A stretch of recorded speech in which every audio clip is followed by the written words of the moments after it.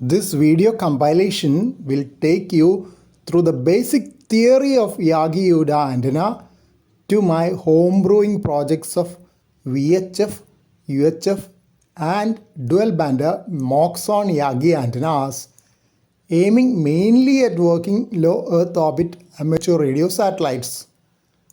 These antennas can of course be used for terrestrial, simplex and repeater operations as well. Yagi Uda antenna is often called just a Yagi antenna. It was invented in 1926 and consisted of a driven element, a reflector behind the driven element and directors in front of the driven element. In case of amateur radio, ham radio, the driven element is connected to the transceiver. Yagi antenna was a common sight on rooftops of houses earlier when they were used to receive television stations before cable and satellite TV became popular. Reflector and directors are called parasitic elements. Reflector is usually 5% longer than the driven element, while directors are shorter. Yagi antenna has a much higher gain and directivity than a simple dipole antenna. Gain is usually about 10 dB. Gain increases as the number of directors increase in a decremental fashion. Reflector can give a gain of about 5 dB, while directors can add 1 dB and lesser. The interlinking rod is called as boom.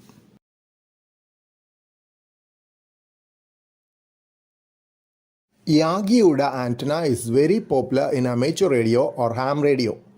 It is also a common sight on housetops before the era of cable TV and satellite TV. It consists of a driven element and a variable number of parasitic elements on a boom. The driven element could be usual dipole or a folded dipole. Element behind the driven element is the reflector. Elements in front of the driven element are called directors.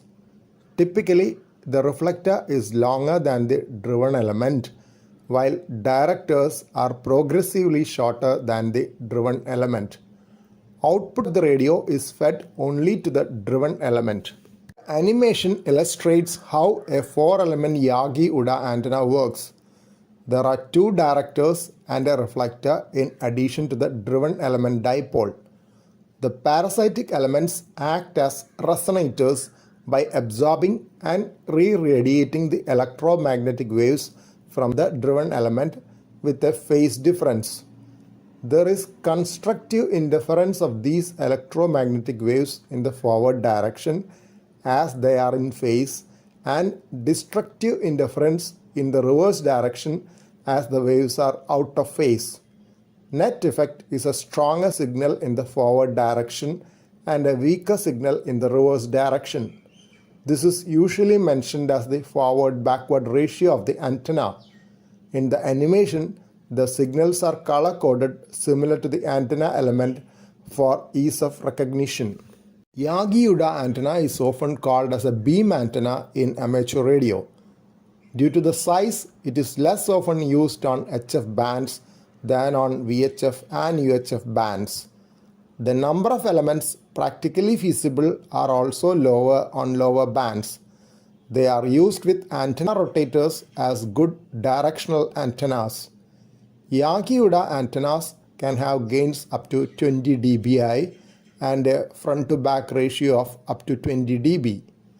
Radiation pattern is linearly polarized with horizontal polarization for a horizontally mounted antenna and vertical polarization for a vertically mounted one. Bandwidth of Yagi Uda antennas is relatively narrow, with a narrow range of frequencies within a band at which it has good gain and operable feed point impedance. The driven element or radiator can be a simple dipole with 2 quarter wavelength rods connected to either conductors of the feed line. In some versions, it is a folded dipole which has a higher impedance of around 280 ohms. The television antennas of yesteryears with folded dipole used to be fed using a twin lead transmission line with impedance of about 300 ohms. Folded dipole will need a matching for amateur radios with impedance of 50 ohms. Usual dipole has an impedance of around 70 ohms. Spacing between the elements may vary from quarter wavelength to 1/10 of a wavelength depending on the design. Radiation pattern of Yagi Uda antenna is along the axis perpendicular to the plane of the elements towards the direction of the directors. As the parasitic elements have zero RF voltage at the center, they can be directly attached to the boom. But this will electrically shorten them, and usually a correction in length is needed to cover this. There are versions in which all elements are insulated from the boom as well. The two halves of the center fed dipole have to be insulated in the location of the boom. Many of you would have heard the term cross Yagi in discussions among amateur radio satellite communication enthusiasts. A cross Yagi is nothing but two normal Yagi Uda antennas mounted on the same boom, rotated 90 degrees in position. Cross Yagi is used for EMA, Earth-Moon-Earth, or moon bounds, in addition to satellite communications. In all these modes, the signal has to cross the ionosphere, which can cause unpredictable polarization rotations. Circular polarization is used to reduce losses in such a scenario, as discussed earlier. Two types of arrangements of cross Yagi elements on the mast has been described. In X setup, both sets of elements are at 45 degrees to the ground so that it will look like an X. The other setup is plus or cross setup, in which the elements are at 0 degrees and 90 degrees to the ground so that they will resemble the plus sign. In the plus or cross setup, the mast must be of non-conductive material to prevent strong negative influence on the vertical elements. If both dipoles are driven by one signal with different phasing, circular polarization results. X position is usually used for circular polarization. In the plus or cross setup, it can be used as two antennas, one with horizontal polarization and another with vertical polarization. If remote switching between the positions on either limb is needed from the shack, two sets of cables have to be used. For non-switchable circular polarization, cables of different lengths united over a 3 dB coupler splitter can be used. An option for maximum flexibility is to have a polarization remote switch on the antenna.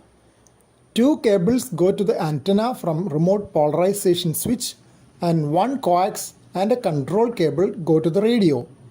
Remote polarization switch permits switching between left or right hand circular polarization as well as between horizontal and vertical linear polarization. So multiple options are available if you use a polarization remote switch at the antenna location of a cross Yagi. Circular polarization is produced by two linearly polarized orthogonal signals of equal amplitude which are 90 degrees out of phase. As antennas with same geometry will have same output radiation for the same input, if two linearly polarized antennas of same geometry are placed at 90 degrees to each other and fed with 90 degrees phase shifted input, output will have circular polarization. This is the principle of cross Yagi. Phase shift of 90 degrees can be achieved by using an additional cable of quarter wavelength, taking into consideration the velocity factor of the cable as well in the calculation of quarter wavelength. Phase difference occurs due to the extra transmission time in the added cable length, one full wavelength of a sine wave being 360 degrees. Yagi Uda antennas are quite popular, mostly in VHF and UHF bands, because the size is reasonable in those bands. It is also used in HF bands like 20 meter and 40 meter. Then in VHF, the antenna can be used both at 2 meter, 4 meter and 6 meter. But most often you make a VHF Yagi Uda antenna. The Yagi Uda antenna has multiple elements. The most important is the driven element, which is usually either a usual dipole or a folded dipole. And then behind that there will be a reflect, which is slightly longer, about 5% longer. And in front you have the directors. This is the schematic diagram of a Yagi Uda antenna. The structure on which all the elements are mounted is known as the boom. And the driven element, which is usually a dipole, this is a usual dipole, half-wave dipole. One half will be of the half-wave dipole will be half the wavelength of the required frequency, quarter lambda. This is also quarter lambda. Together they will form a half-wave dipole antenna.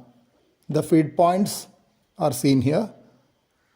A usual dipole antenna, you will not connect the feed point to the boom.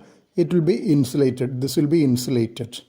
And similarly, the directors in front and reflectors in front can also be insulated from the boom, or sometimes in certain designs they are connected by drilling in the center of the boom, and that is on the side, and you just connect it with a screw, because the RF voltage in the center will be 0. So there is no harm in connecting to the boom also, but there will be difference in the length of the elements depending on whether the elements are isolated from the boom using usually a hydraulic clamp in case of VHF and UHF antenna, or some other method in other types of antennas. So this is the driven element, typically a half-wave dipole with a quarter lambda on either side. And this is the reflector element. That is, the signal from a half-wave dipole will go in both directions, in this direction as well as in this direction. But not much will go in this direction. So a half-wave dipole has a gain of about 2.15 decibels compared to an isotropic antenna. That is, actually the gain is expressed as dBi compared to an isotropic antenna which radiates all around spherically. So in this direction there is hardly any radiation. So it has the radiation in both these directions. So we want to prevent the backward radiation and make it as a beam antenna which will beam only in this direction. That is why this configuration of Yagi Uda antenna is used. So just like a mirror, this reflector will reflect the radio wave signals coming in this direction, and it will go here. And these will be something like focusing. Each director will focus the beam so that there will be a high front to back ratio, that is backward radiation versus forward radiation. A good multi-element Yagi Uda antenna can have a front to back ratio of about 20 dB. That is, reverse signal will be 20 dB less than the forward signal. Similarly, an antenna can have up to a gain of about 20 dB. But it's all depending on the design and also the number of elements. Adding a reflector will give almost a 5% increase, and one director might give 1% increase. So the number of directors, as they increase, it is not a linear increase. It increases in a diminishing way. And at a point, it will be not worthwhile increasing the number of directors. But since the length is small for a UHF antenna, the number of elements are usually much more compared to a VHF antenna. When you come to a HF antenna, it will be much lesser because the length will be too high to handle. Because if you have a beam antenna, usually you need a rotator also, antenna rotator. Otherwise, you can't work stations in other directions. So having a 40 meter beam up there with multiple elements and an antenna rotator is quite a strenuous job, and the rotator, everything will have to be very powerful. So most popular, these are on VHF and UHF. In UHF, I have seen people having 20 element, or more number of elements for UHF antennas. This is the folded dipole which I mentioned as one of the possibilities for the driven element. Two quarter wavelengths with an additional half wavelength added as a loop above it. And this is the feed line. This can also be used as a driven element for the Yagi. You would have seen in the years before cable TV became very popular, a lot of beam antennas for television used to have folded dipoles. The difference is that the feed point impedance will be around 300, that is 280 I would say. So that in those days the feed line used to be a ribbon tape for TV that will be having a impedance of about 300 ohms. While the usual dipole without this additional loop will have an impedance of around 70 ohms. So that will fit or compare with the impedance of a TV cable which has an impedance of 70 ohms. So folded dipole you would use a feed line which is parallel line, that is it was usually a ribbon tape, while simple dipole TV cable used to be of about 70 ohms impedance. That is the difference between a folded dipole and a simple half wave dipole. Now you would have heard of gamma match when you implement a connection between a coaxial cable and the driven element of the Yagi Uda antenna. The schematic diagram is shown here. This is the driven element. The advantage of using the gamma match often is that I have shown you that the driven element will be cut into two quarter wavelengths. But if you use a gamma match, you can use a full half wavelength driven element, which can be even mounted on the boom and connected to the sleeve of the coax. This portion is a zero current region. Then you need a capacitor to tune out the inductance of this segment, connecting segment. That will be about 7 picofarads for 1 meter length of the antenna. So you can imagine, depending on the length of the antenna, whether it is VHF or UHF, what will be the capacitance here. This region is known as a gamma rod. Typically it has to have half the diameter of the driven element, but here both are shown as same symbol for simplicity. Then you have a shorting bar which connects the gamma rod to the driven element. Here it is connected electrically, here it is connected electrically, but there is no connection here. From the central portion of the coax, there is no connection. You have to have a capacitor here. So what is usually done is that you calculate the approximate capacitance needed based on 7 picofarad for about 1 meter length. And usually what is done is you place a variable capacitor here, tune the antenna for the correct frequency, and then you find out the capacitance of this capacitor, and then you can replace it with a fixed value capacitor. That's one method of tuning the antenna. This is implemented usually for HF frequencies, but it can also be used for VHF. The length of the gamma rod will be around 5% of the length of the driven element.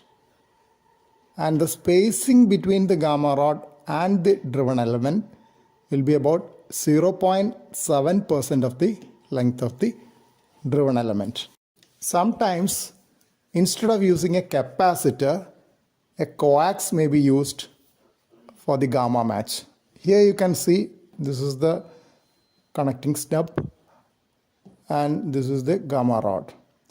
In this region, what is done is that this is an aluminum pipe, and inside you can see a piece of coax without the outer covering.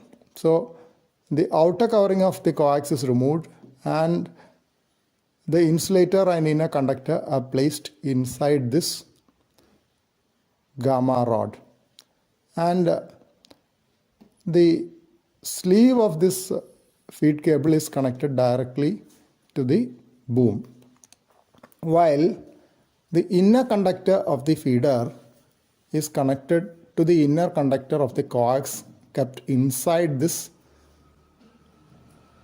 tubing, and this tubing can be slided for tuning.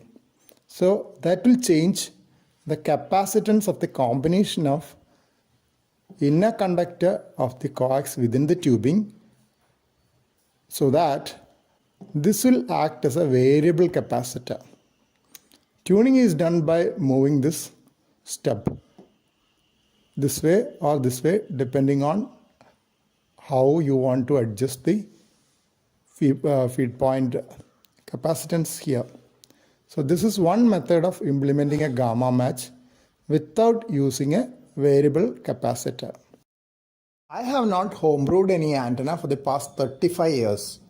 Beyond that, I had first made an inverted V for 40 meters for my homebrew solid state VA to VW and QRP.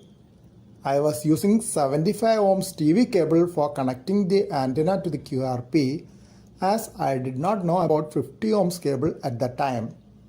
BD139 finals of the QRP would go QRT often, and I had no way of checking the SWR. Later I moved on to Homebrew 3x807 QRO, which was a hybrid circuit using the solid state VFO of the QRP. For that I had made 40 meter and 80 meter horizontal dipole antennas.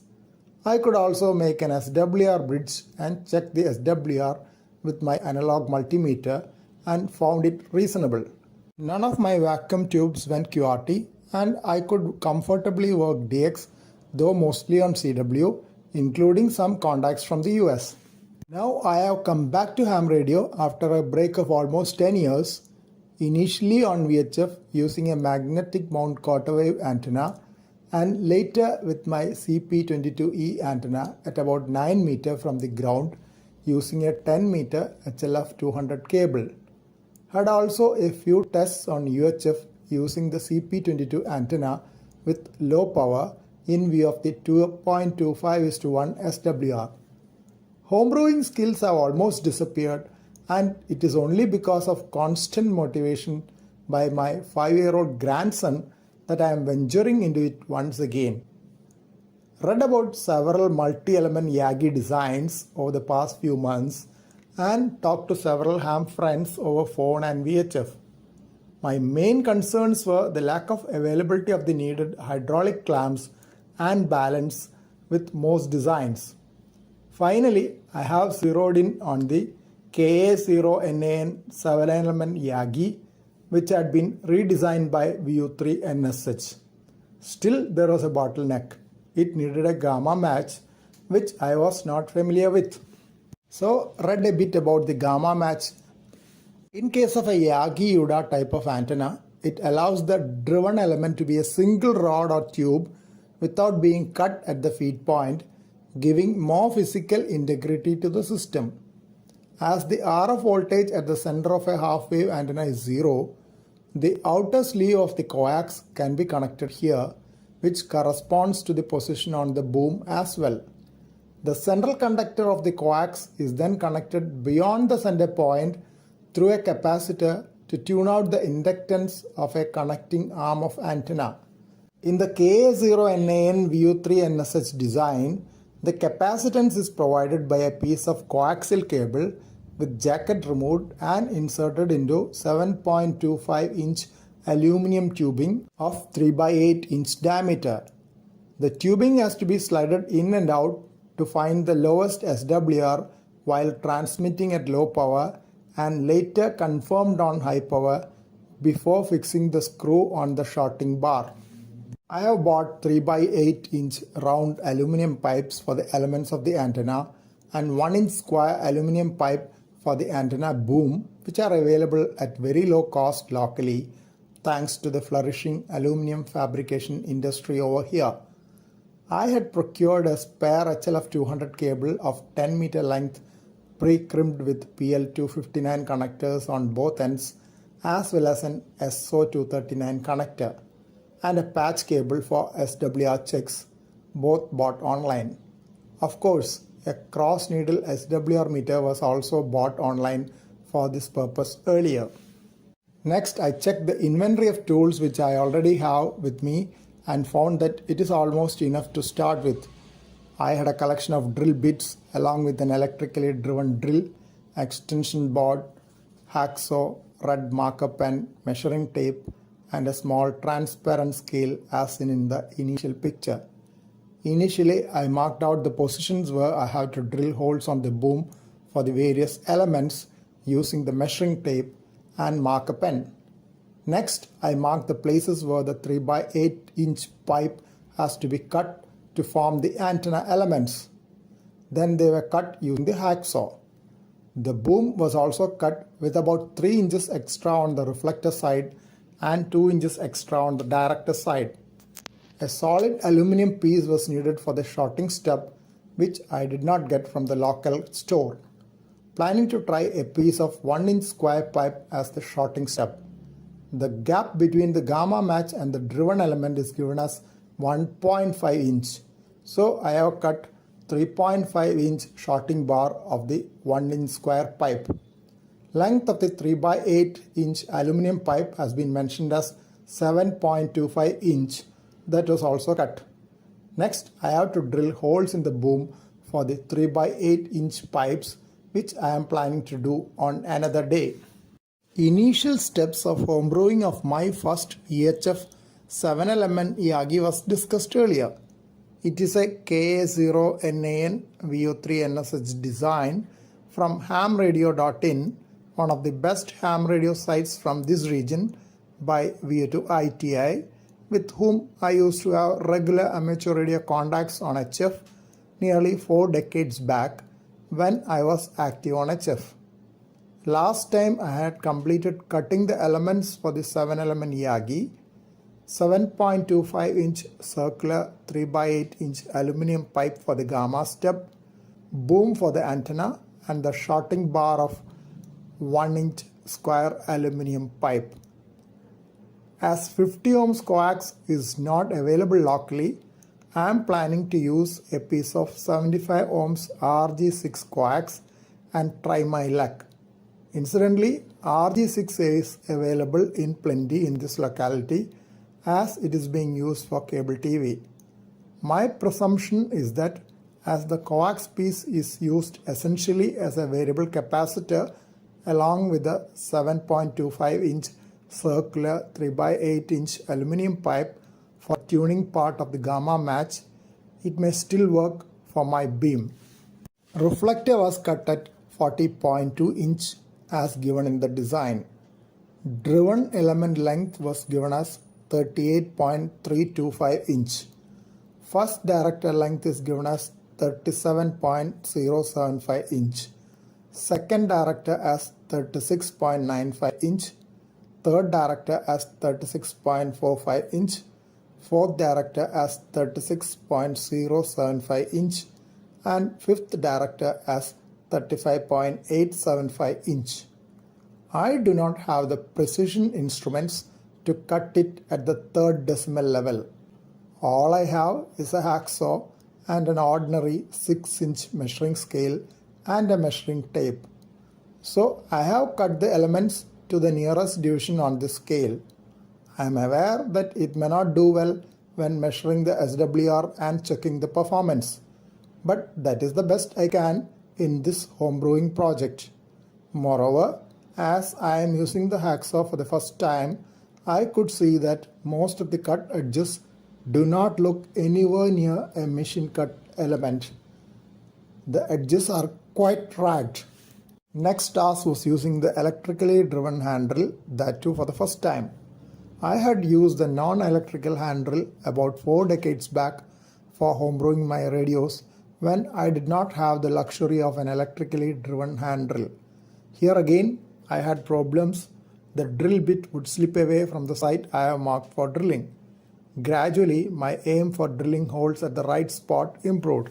I would drill a hole with a smaller sized drill bit first and then go for the right sized drill bit so that the slipping problem was less. Another way was to start at a very slow speed and make a small pit on the metal with the drill bit before going for higher drill speeds. Of course, all these would have been tried and perfected by others who are well trained. There could also be better methods which professionals use, which I have not been trained in. In between, a couple of drill bits broke off, and fortunately, I had a spare one. Anyway, none of the holes which I drilled were perfect, with most being oblique and ragged at the opposite end. Now I had to mount the elements on the boom. I marked out the positions for drilling the holes for the screws on the boom. Reflector driven element distance was given as 15.75 inch. Driven element first director distance was 11 inch. Distance between all the successive directors was 15.25 inch. Again, I had to go for the best possible approximations due to the limitations. Here, the drilling process was easier as only a much smaller drill bit was necessary. I would mark out the middle of the element with a screwdriver using a measuring tape and then keep the element in the intended position on the beam. After that, I would mark both sides of the boom on the element so that I can know that it is exactly in the center when inserted within the hole in the side of the boom. Then I would drill a hole in the boom through the element for inserting a 3/4 inch brass screw. Ideally, I should use a stainless steel screw for long-term performance in the rainy season. But this being a prototype, I did not go for stainless steel screw, which is difficult to procure, while I had the brass screws ready at home. After fixing all the elements on the boom, I could see that all the elements are not in the same plane thanks to the oblique holes a true amateur had drilled in the boom. So it is somewhere between a cross Yagi and a regular Yagi, as I would put it in jest. Maybe the next time when I homebrew a UHF Yagi with the remaining material, I would achieve a better precision. Now I have to think of making the gamma match and the coax connection, which I am planning to do another day.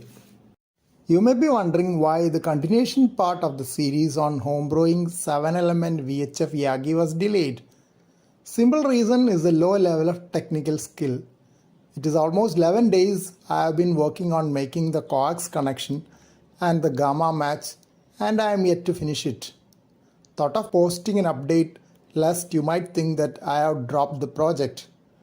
Bottleneck in the project was handling an L-shaped metal piece needed for mounting the SO239 connector on the boom and connecting the gamma match. I could get an L-shaped metal piece of the required width at a very cheap price from the local hardware shop, but it was almost 3 times the needed length. So I had to cut it to the required length using a hacksaw. It was very tough because it was a hard metal and I am not very much used to using a hacksaw. With great difficulty, I could saw off one side of the L-shaped metal piece, as you can see here. Next, I started drilling the hole for the SO239. I broke 2 or 3 drill bits in the process and could get hardly a small hole. When I used a thick drill bit, it would not advance to the metal piece. It just kept on rotating and producing a small pit. So I thought of using a smaller drill bit and drilling multiple holes, thinking that I can join them together later to produce a larger hole for the SO239 connector. But that did not work out well. When I tried to join the holes by drilling in between the holes, the drill bit kept on slipping away. Finally, I took it to the local industrial shop to get a hole drilled. As expected, they had comments. You could have brought it in the beginning without trying out your silly methods. They drilled the hole in the middle, which was ragged because of the multiple holes drilled earlier. Edges were smoothened by a mechanical file and a welding rod. That is why you can see the burned areas nearby. Regarding cutting the other end and drilling holes for the screws for holding the SO239, they left it to me, saying that the metal piece has already become weak and if they try to do it with their machines, it might break off. I managed to cut off the other part of the L-shaped metal piece with a hacksaw with some difficulty, as holding it was a problem. Next, I had to drill the holes for screws for holding the SO239 connector. The right-sized drill bit kept on slipping. Again, I opted to make a smaller hole with another drill bit and made it a bit larger by rotating the drill bit manually while the drill was in action within the hole, so that just became just a bit larger for me to push the screw in. Another hole was drilled on the opposite part of the L-shaped metal piece for fixing on the boom. Actually, two holes are needed, but there is not enough space for using the electrically driven hand drill as the SO239 has already been fixed. If the metal piece does not get fixed well to the boom, I'll have to unscrew the SO239 for drilling another hole. By this time, I was quite tired and thought of doing the rest of the work another day. Now I know why many people opt for assembling a knockdown kit of a commercial antenna than homebrewing it, though cost will be much less. Of course, the performance of initial homebrew antennas are also likely to be much lower than a commercially tuned one. Yet that is the spirit of homebrewing, which has not fully disappeared from me after being inactive for 3 decades. One more hole was drilled in the L-shaped metal piece for holding the SO239 antenna connector to be fixed on the boom of the 7-element VHF Yagi being homebrewed. It was then fixed over the boom near the position of the driven element. 7.25 inch of 75 ohms RG6 television cable was cut and placed inside the circular 3 by 8 inch aluminum pipe of same length for tuning part of the gamma match. As the RG6 cable was thinner than the RG213 given in the design, I retained the outer sheath of the coax and the shield to see how it works. Metallic shield and the aluminum foil inside it was practically shorting with the aluminum pipe at one end, where the plastic sheath was removed to expose the inner conductor.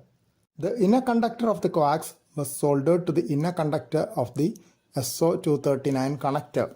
The 7.25 inch aluminum pipe was fixed on the driven element with a sliding mechanism using a short piece of 1 inch square aluminum pipe in a way that it was almost 1.5 inch separated from the driven element. It is meant to be slided for tuning the gamma match as the shorting bar.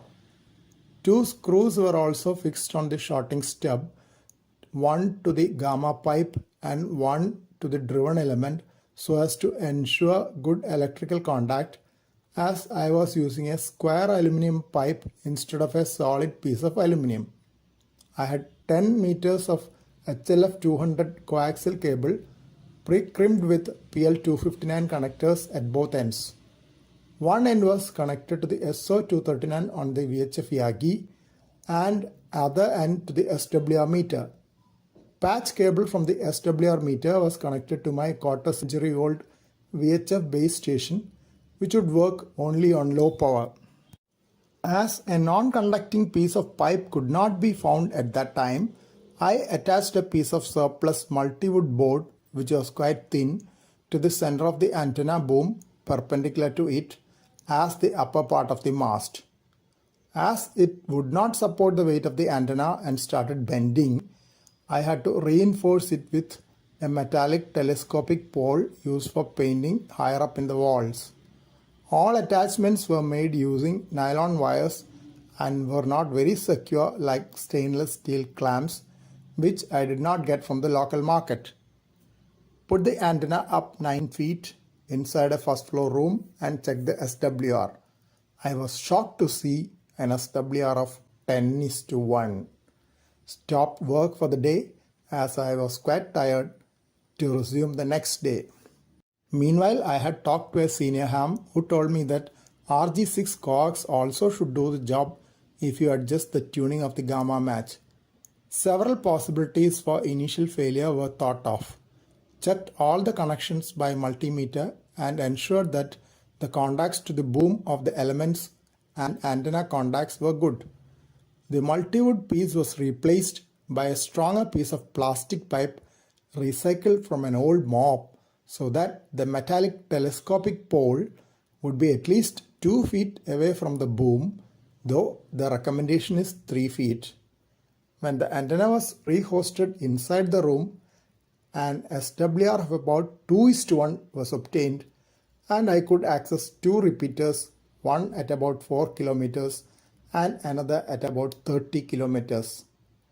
As there was a fan and a multi-gym near the antenna with plenty of metal, I decided to conduct further tests outside the room. Moreover, the SWR was shooting back to 10:1 intermittently, and I did not know the reason.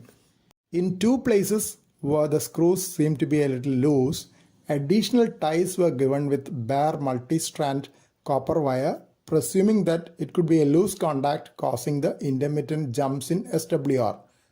The metallic telescopic pole was tied with nylon wires to the parapet of the first floor balcony, and the 7-element VHF beam antenna raised to about 6 meters from the ground, still within the height of the building. Again, SWR was 2:1, but performance was better in terms of reception of repeaters.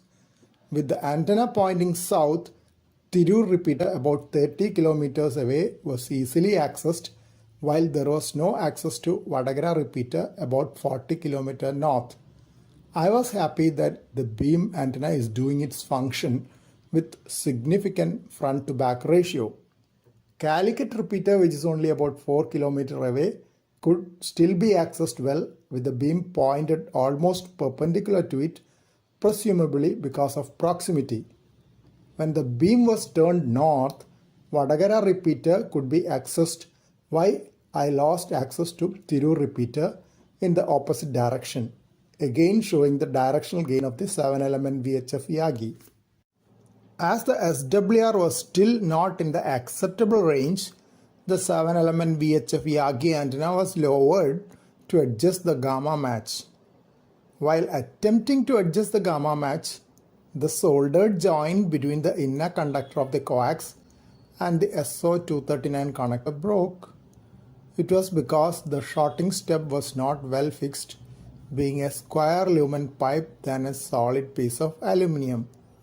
The shorting step was also at an angle because I had fixed the L-shaped metal piece with the SO239 connector too close to the driven element.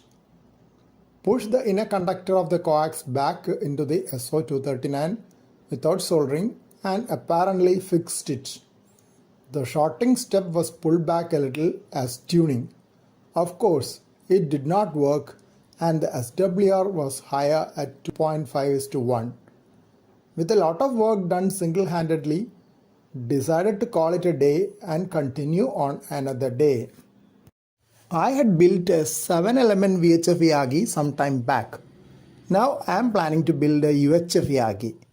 I got a design by VU to AAP from the October 2022 issue of QSP magazine. The basic design was of a 7-element UHF Yagi, primarily meant for amateur radio satellite communication. In my region, there is no UHF repeater, with the nearest one at Bengaluru being about 277 kilometers away. So my aim of building this Yagi is to enhance my UHF reception capability during amateur radio satellite operation, which has been quite low with the current CP22E vertical antenna.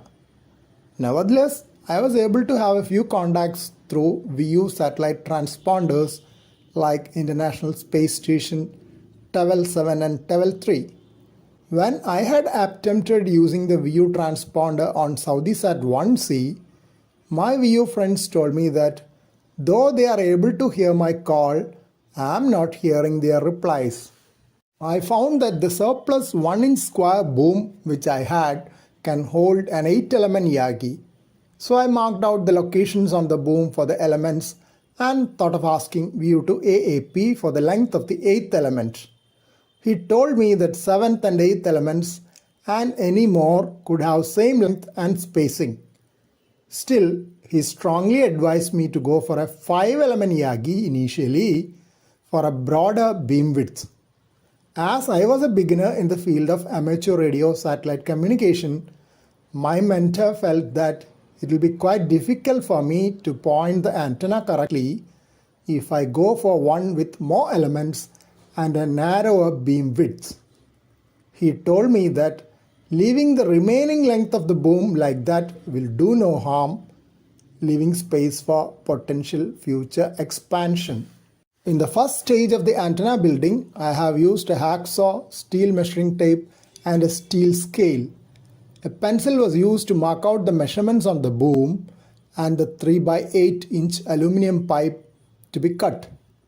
A few small wooden blocks in the store were used while using the hacksaw to prevent damage to the surface of the table. After cutting out the elements, a 5 cm piece of 3 by 8 inch aluminum pipe was cut for the gamma matching rod. Spacing between the gamma rod and the driven element was given as 1 inch. So I measured out 2.5 inch of 1 inch square aluminum pipe to be used as gamma shorting stub, which will have sufficient space on either side when holes are drilled for the driven element and gamma rod. Tomorrow I'll have to visit the nearby hardware shop to get powder coated clamps, PVC T-connector and screws needed to fix the clamps on the elements. Homebrewing UHF Yagi Part 2. Bought the additional items from the hardware shop yesterday and started working on the UHF Yagi early in the morning, as today was a distraction-free day at this end. These were the clamps and screws which I could get from the local hardware shop, though not exactly as mentioned in VU2 AAP's article cited earlier. Self-tapping screws were mentioned in it, but at the local hardware shop it was available from 3/4 inch size onwards only. Even this half-inch screw will jut out of the 3 by 8 inch aluminum pipes I am using for the antenna. I had to settle with this option with a plan to trim the remaining part of the screw later. As it was not self-tapping, I decided to drill small holes before fixing the screws. This is the electrically driven handle which I had. Speed control is manual and it could be challenging sometimes. Keeping it steady was also tough and sometimes it would slip off the spot. This time I would make an indentation on the marked side by tapping an old screw in the position so that it was easier to keep the drill steady while drilling. First I started working on the gamma shorting stub through which the driven element and gamma tube for the gamma match had to be passed. Marked a distance of 1 inch for the holes and punched a small hole using a smaller drill bit initially. Then serially thicker drill bits were used till 3 by 8 inch holes were ready for the driven element and gamma tube. Earlier, when I had tried with larger bit to begin with, while homebrewing my VHF Yagi, I found that it would keep slipping and often produced only indentations rather than drilling a hole, as it was a thin aluminum tube. Next, I started working on the antenna elements. Center point of each element was marked out. As the clamp measured 75 mm, 37.5 mm was marked on either side of the center point. After that, the clamps were placed on the marks and the position of the holes on the clamp were marked on the antenna elements on either side. After that, an old screw was used to tap an indentation on the marked place. Then a hole was drilled in the position using a drill bit smaller than the diameter of the screw so that the screw will fit tightly after fixing. Clamps were then fixed tightly to the antenna elements. As mentioned earlier, part of the screws were jutting out of the 3 by 8 inch aluminum tubings. The sharp tip was smoothed out a bit by using a small hammer. After fixing clamps to all elements, they were placed at the positions marked on the boom and one more screw fixed on the reverse side for better stability of the elements. Gamma shorting stub was passed over the driven element and gamma tube. Two screws on the side was used to partially fix the shorting stub but kept loose for time being to permit antenna tuning. SO239 connector was fixed to a thin L-shaped stainless steel piece and then screwed onto the boom near the driven element. PVC T-joint was placed over the boom and 1 foot long PVC tube attached to it. This is to facilitate fixing the antenna on the mast and turning it in the desired way. HLF 200 50 ohms coaxial cable pre-crimped with PL259 connectors at both ends was obtained and one end connected to the SO239 connector fixed on the boom. The other end will go to either the radio or SWR meter during testing. A piece of RG6 coaxial cable of a length a little more than the gamma matching aluminum tube was taken and the inner conductor soldered to the central connection of SO239. It was then introduced into the gamma tube for use as a variable capacitor for tuning the gamma match. Length of the gamma matching tube is 5 cm for UHF Yagi. Trimming of the extra portion of the RG6 coaxial cable and removal of outer sheath and shield are planned for the tuning stage. Positions of various elements on the boom can be seen in the picture. Reflector was at 48 mm, driven element at 188 mm, director 1 at 292 mm, director 2 at 428 mm, and director 3 at 600 mm. As you can see, these are the approximate positions using the scale kept along with the antenna. Slight variation may be there from the original design given by VU2 AAP because of technical snags while constructing the antenna without the aid of any precision instruments available at institutions. This could affect the performance of the antenna during testing. Here is a close-up of the gamma matching section. Gamma shorting stub can be slided on the driven element while tuning the antenna. Screws on its side have not been tightened fully pending the final tuning. Inner conductor of the RG6 coaxial cable kept inside the gamma tube has to be soldered to the central pin of the SO239 connector. As per the design, the outer sheath and shield of the piece of coax has to be removed, which is being planned for the tuning stage. A short length of coax towards the end of the driven element will also be trimmed. As the SO239 is mounted on the boom, the outer connection will be electrically in contact with the shield of the feed line, which in turn will be connected to the ground of the radio. Inner pin of the SO239 will receive the central connector of the feed line. It will be coupled to the driven element through the gamma capacitor formed by the RG6 coax bit and the gamma tube.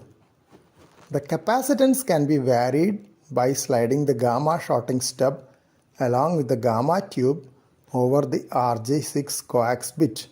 After tuning, the side screws on the gamma shorting stub will be tightened and SWR rechecked. Homebrewing UHF Yagi Part 3 Tuning and Testing. I had already finished fixing the elements on the boom, connecting the antenna cable, and what remained was tuning and testing. A little bit of work was there on the gamma match section, which was kept for the time of tuning and testing. Here is a close-up view of the gamma match. The sheath and sleeve of the RG6 coax piece was removed. The soldered joint at the central pin of SO239 had broken off in between. An old 100-watt soldering iron was found from the junk store, refurbished and used to resolder the joint.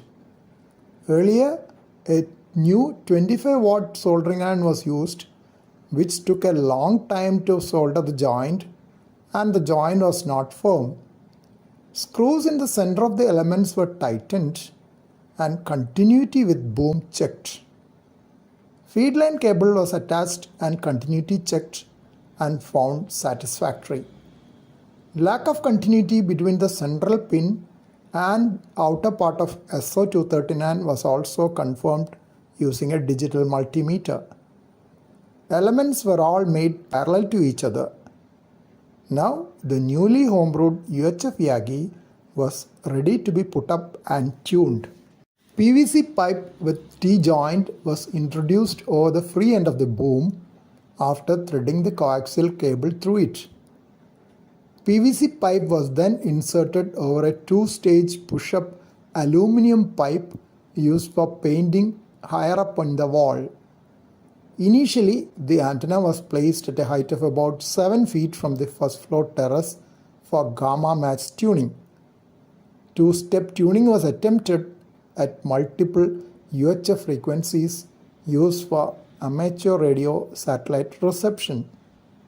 Unfortunately, the SWR was seen around 2.5:1 for all ranges.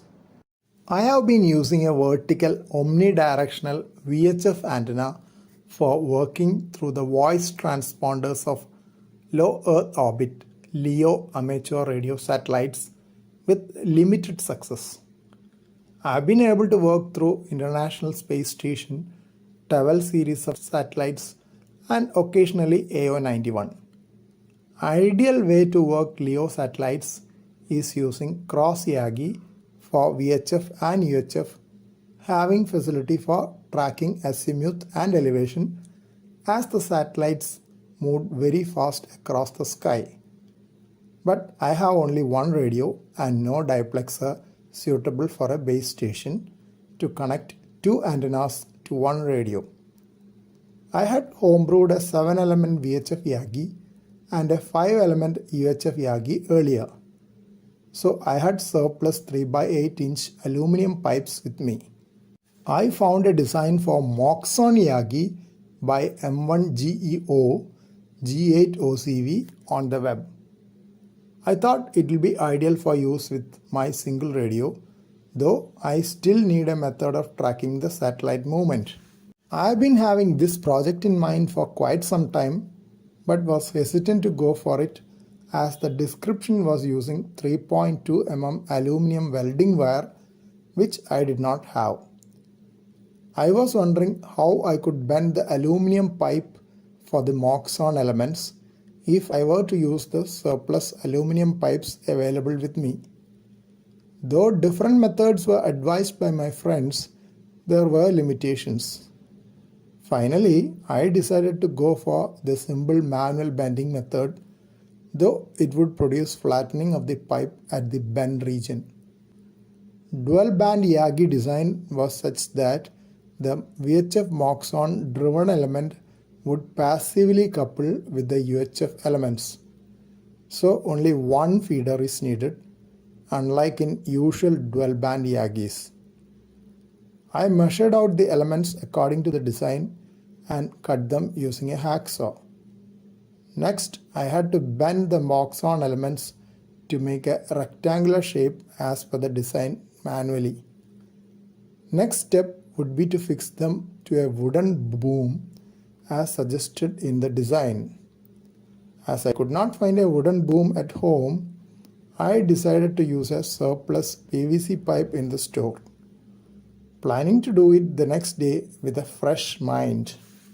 Please don't forget to subscribe to this channel for future updates and click on the bell icon for all updates. Thank you. Came back to work on dual band Moxon Yagi. I had finished cutting the 3x8-inch aluminum pipes and shaping the VHF Moxon part. Next step was to mount it on the boom. As a wooden boom as mentioned in the design was not there in my store, I took a surplus piece of PVC pipe about 3/4 inch in diameter. These are the tools which I was using: pliers, star-edged screwdriver, steel measuring tape, and an additional long sharp screw for marking. First, I marked the midpoint of the aluminum tube antenna elements for fixing the screws. Then I used the pliers to hammer the screw a little bit to produce a dent in the aluminum tubing so that the drill bit would not slip away while I drill it. Then I would drill a hole a bit smaller than the size of the screw to be used. The final screw to be used was then threaded into the hole and taken out to make it a bit easy to fix on the boom. Elements were fixed one by one on the PVC boom by fixing the screw in the center on the position marked on the boom as per the design. As the driven element of the VHF Moxon had to be in two pieces, it could not be fixed on the boom with a screw.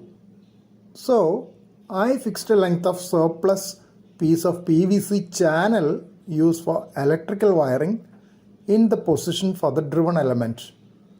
The two pieces of the driven element were placed inside it and tied with GI winding wire at both ends. Picture shows the central part of the cut driven element and adjacent UHF element. As mentioned earlier, it is a passive coupling between the VHF driven element and the UHF element, so that only one coax is needed as the feeder. No diplexer is needed either. Forward gain is mentioned as 3.95 dBd on VHF and 8.06 dBd on UHF. As discussed earlier, dBd is gain in comparison with the dipole antenna. Positions of the elements on the boom and the dimensions as per the M1GEO G8OCV design have been marked in this picture. You can see that one UHF element is within the Moxon and another one is very close to the driven element. Fourth UHF element is seen to be longer than the third. I presume that it is not an error, as they have arrived at the design after simulation and testing. The coaxial cable has to be connected at the center of the driven element. All measurements are in millimeters and the position of the driven element is at 271 millimeter. Total length of the antenna is less than 1 meter and it is quite light so that it can be used as a handheld antenna. A little extra length of boom before the driven element can be used as a hand grip, or a custom made grip can be added later. Next phase will be fixing the coax, mounting and testing the antenna. It was raining heavily here for quite a few days, so there was no chance of testing the dual band Moxon Yagi. Now it looks sunny and I brought the Moxon Yagi back to my workbench to finish the work and test it. I had finished fixing the elements on the PVC boom.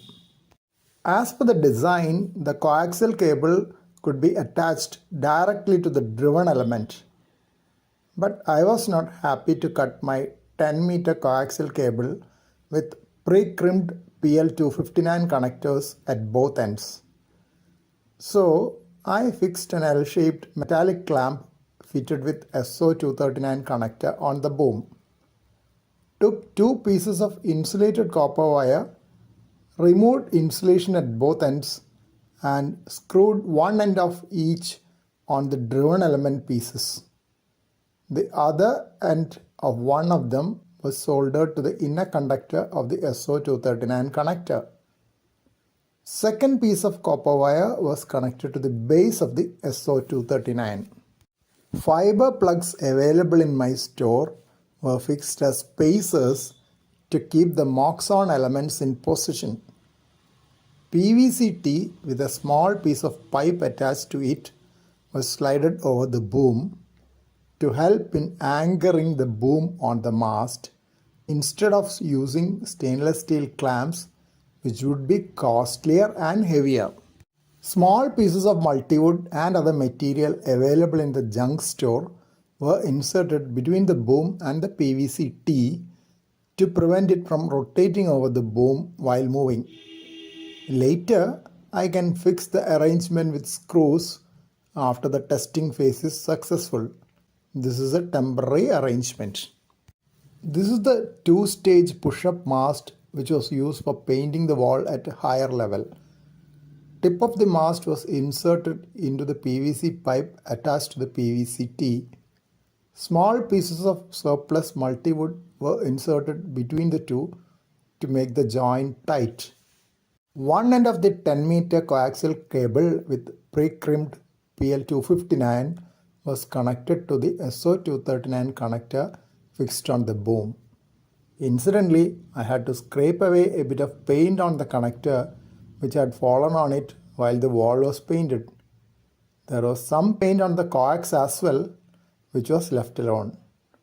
A couple of turns of coax was wound to make an RF choke and fixed to the metallic mast.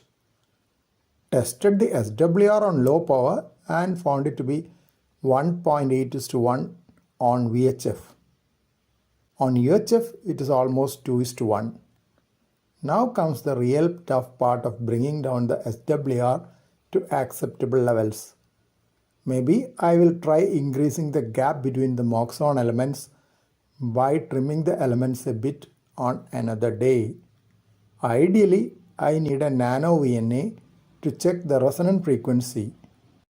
Recently, I had homebrewed a Moxon Yagi for improving my setup for working amateur radio satellites. As I do not have a diplexer suitable for using with base station, Moxon Yagi is ideal as it has only one feed line. The VHF Moxon driven element couples passively with the 5-element UHF Yagi, which does not have a driven element. As I do not have an azimuth elevation antenna rotator, which is also quite expensive, my friend told me to keep the antenna pointing towards the direction of the maximum elevation azimuth. In this way, it would cover almost 4 minutes of a satellite pass, which is good enough for me. From the AMSAT website, I noted that the upcoming International Space Station pass has a maximum elevation of 45 degrees. The corresponding azimuth was 226 degrees.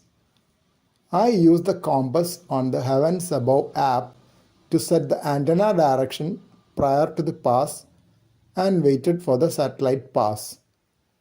I set my dual band dual VFO full duplex radio for manual Doppler tuning as displayed live on the Argentinian AMSAT webpage, which I use for all my satellite work.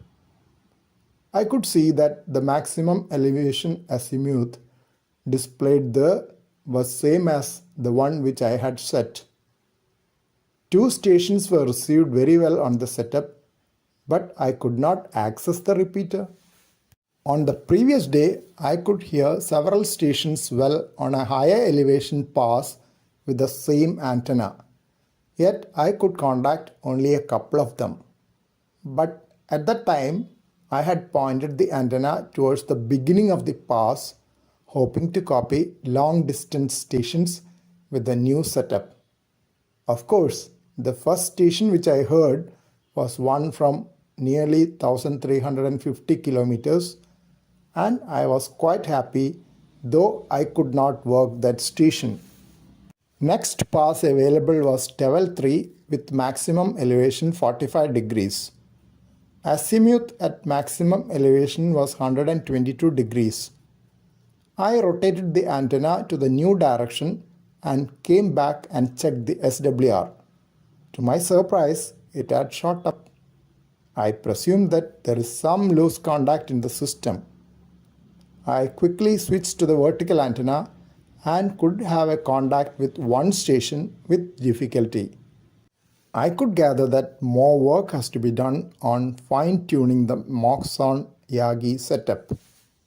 One of my friends told me that it is easy to make Yagi antenna, or for that matter any antenna, but the toughest part is to optimize its performance.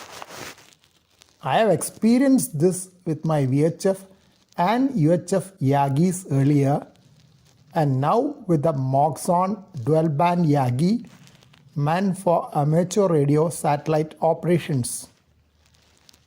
This time I am trying to include as many video clips of the process as requested by another friend rather than still images. This video clip demonstrates testing of SWR using an SWR meter. As you can see, SWR is not acceptable as it is around 1.9:1. So it is certain that more work has to be done on this Moxon Yagi. Testing is being done at the lowest power of the radio to avoid potential damage to the final power amplifier. Frequency tested for was 145.990 MHz, the uplink frequency of International Space Station. This test was for 437.800 MHz, the downlink frequency of International Space Station. Though SWR is only about 1.4:1, the forward and backward power displayed are much higher, possibly an error in the measuring device at UHF, as the power output of the radio was kept at least for both tests. The needle on the left displays forward power and that on the right the reflected power. Crossing point of the two movements indicate the SWR to be read from the red lines. Scale for forward power is marked in black and that for reflected power in blue color. But the units for reflected power are much smaller than that for the forward power. From these readings, I felt that a lot more refinement is needed for the Moxon Yagi to get optimal results on amateur radio satellite operations. As the antenna was already mounted on the two-stage push-up mast, I had to bring it down for further refinements. The locking system for the push-up mast can be seen as a blue latch on the orange holder. First, I released the upper latch and had to give some additional pulling movements on the upper part of the mast with fingers to bring down the antenna, probably as there was some dust collected inside the system. But the descent of the lower part was very fast when I released the latch, as you can see in the last part of the video clip. Next step was unscrewing the SO239 PL259 joint to release the antenna from the cable.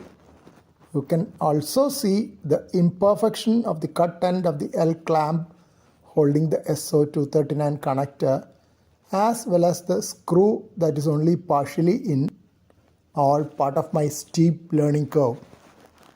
Driven element can be seen connected to the SO239 by copper wire, which has not been soldered together.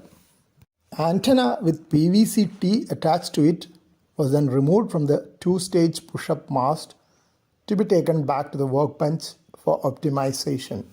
Once the antenna was back on the workbench, the positions of the elements were aligned so that they are parallel to each other and perpendicular to the boom. As only one screw was fixed to each element, some malalignment had occurred in the process of unmounting the antenna.